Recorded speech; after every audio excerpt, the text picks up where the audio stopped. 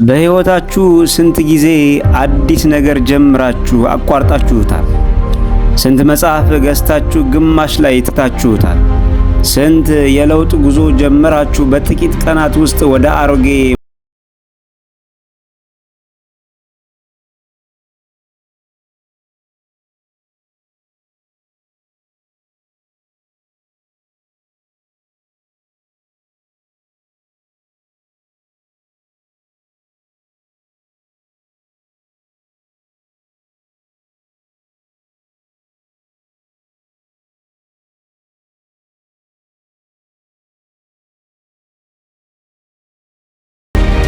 አብራችሁን ቆዩ።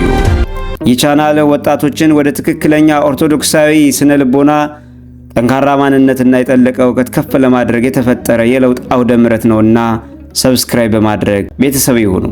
ቪዲዮውን ሼርና ላይክ በማድረግ ለሌሎች እንዲደርስ ስለምታደርጉ በልዑል እግዚአብሔር ስም ከልብ እናመሰግናለን። በማቴዎስ ወንጌል ምዕራፍ 24 ከቁጥር 13 ላይ ጌታችን እስከ መጨረሻ የሚጸና እርሱ ግን ይድናል ይለናል። አክሊል የሚሰጠው ለሚጀምር ሳይሆን ለጨረሰው ነው። ብዙዎች መንፈሳዊ ሕይወትን ወይም አዲስ በጎ ዓላማን በታላቅ ጉጉትና ግርግር ስሜት ይጀምራሉ። ነገር ግን በጉዞ መሃል ፈተናና መሰልቸት ሲመጣ አቋርጠው ያቆማሉ። እውነተኛው መንፈሳዊ ጀግንነት ግን በትናንሽ የየዕለቱ ተግባራት ውስጥ ሳይሰለቹ መጽናት ነው። ታላቁ ቅዱስ ይስሐቅ ሶርያዊ ስለ ጽናት የተናገረው አንድ ድንቅ የተፈጥሮ ምስጢር አለ። በየቀኑ ጠብ የምትል አንዲት ትንሽ የውሃ ጠብታ ከጊዜ በኋላ ጠንካራውን ድንጋይ ትሰብራለች ይለናል። አያችሁ፣ የውሃ ጠብታዋ ያንን የሚያህል ጠንካራ ድንጋይ የሰበረችው በአንድ ጊዜ በወረደ ታላቅ ኃይል ወይም በራሷ ከባድ ክብደት ሆኖ አይደለም።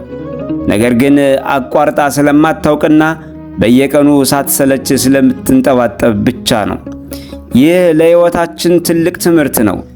እናንተም ሕይወታችሁን፣ አስተሳሰባችሁንና መንፈሳዊ ማንነታችሁን ለመቀየር የምታደርጉት የየቀኑ ትንሽ ጥረት፣ የ5 ደቂቃ ጸሎት፣ የጥቂት ገጽ ንባብ ወይም አንዲት በጎ ምግባር የቱንም ያህል ጠንካራና ስር የሰደደ የነበረ መጥፎ ልምድና ሰነፍ ማንነት ከጊዜ በኋላ ሰባብራ ትጥለዋለች።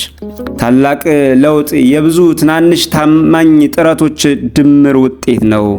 በመንፈሳዊ ጉዞ ውስጥ ድካምና መሰልቸት ሲገጥመን የታላላቅ አባቶች ድምፅ ከኋላችን እየቀሰቀሰ ሊያበረታታን ይገባል። ቅዱስ ኤፍሬም ሶርያዊ በጉዞው ላይ ለደከሙት ነፍሳት እንዲህ ሲል የብርታት ስንቅ ያስታጥቃል። የቀን ሙቀት አደከመኝ አትበል፣ ምክንያቱም የምታርፍበት ማታ ይመጣልና። ፈተና በዛብኝ አትበል፣ አክሊል የምትቀበልበት ጊዜ ቅርብ ነውና ይለናል። አባቶቻችን በበረሃ ለብዙ ዓመታት በትህትና፣ በጾም፣ በጸሎት፣ በምናኔ የጸኑት የጀመሩት ጉዞ መጨረሻው ብርሃን እንደሆነ ያውቁ ስለነበር ነው። የአሁኑ ድካም ጊዜያዊ ሲሆን የሚመጣው ክብር ግን ዘላለማዊ ነው። ቅዱስ ዮሐንስ ዘክሊማኮስ በመንፈሳዊ መሰላል ላይ ስንወጣ ስለሚገጥመን የየቀኑ ውጊያና ጽናት እንዲህ በማለት ይመክረናል። በየቀኑ ብትወድቁ እንኳን ፈጽሞ ተስፋ ቆርጠ እጅን ለጠላት አትስጥ። ይልቁንም በጽናት ቁም፣ ጠባቂው መልአክም በትዕግሥት ደስ ይለዋል። ቁስለኛ ወታደር ከጦርነት ሜዳ እንደማይሸሽ አንተም በድካም ብትወድቅ እንኳን ወዲያውኑ ተነስተህ ጸሎትንና በጎ ምግባርህን ቀጥል።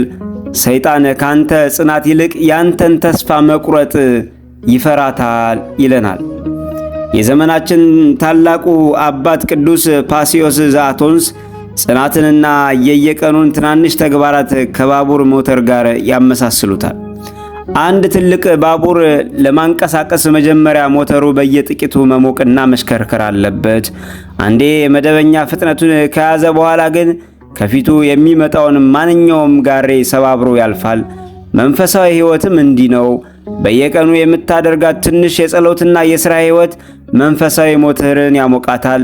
አንድ ቀን በብርቱ ስታደርግ፣ በሌላው ቀን ደግሞ ስትተወው ግን ሞተሩ ይቀዘቅዛል፣ ጉዞም ይስተጓጎላል። ስለዚህ በጥቂቱም ቢሆን በየቀኑ ማድረግን ልማድ አድርገው ይለናል። እንዲሁም ታላቁ አባት አባ እንጦንስ የጽናትን ምስጢር ሲያጠቃልሉት እስከ መጨረሻው እስትንፋስ ድረስ ፈተናን ጠብቅ፣ ነገር ግን እስከ መጨረሻው ከጸናህ የድል አክሊልን ትቀበላለህ ብለዋል። ወዳጆቼ ሆይ በትልቅ ዝላይ አንድን ተራራ መናድ አይቻልም።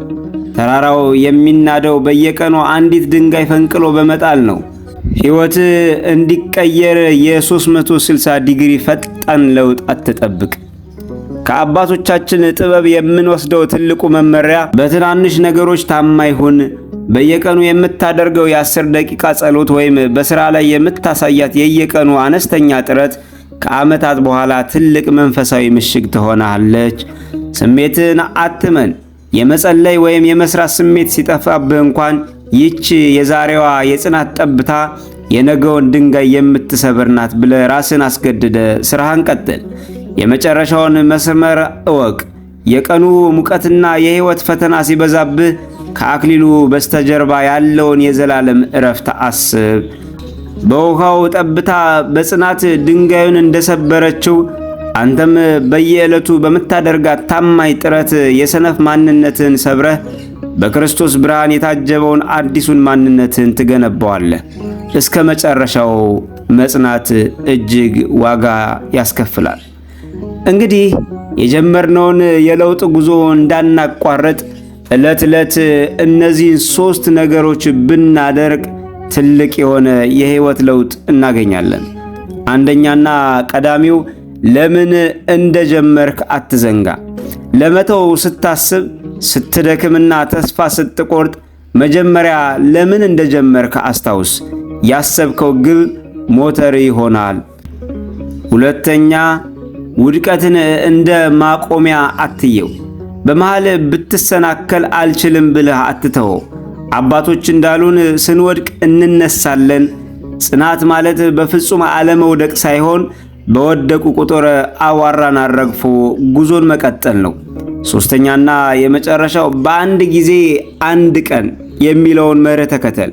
ስለ ዓመቱ መጨነቅ አቁም። የዛሬውን ቀን ብቻ በተገቢው መንገድ እለፋት። የዛሬን ሥራ ዛሬ ከሰራህ መምጣት የሚችለው ለውጥ ቀስ ብሎ ይመጣል ይሉናል። ተወዳጆች ኦርቶዶክሳዊ እህቶችና ወንድሞቼ ተስፋ አትቁረጡ። ጉዟችሁን አታቁሙ። እግዚአብሔር የጀመርነውን መልካም ሥራ በእናንተ ሕይወት ይፈጽመዋል። ይህንን ትምህርት ለምትወዷቸው በማጋራት አብራችሁ እድገታችሁን ቀጥሉ። ሰላም፣ ፍቅርና ጽናት ከሁላችን ጋር ይሁን ለዘላለሙ አሜን። ሰላም እግዚአብሔር ከሁላችን ጋር ይሁን። ወስብሐት ለእግዚአብሔር።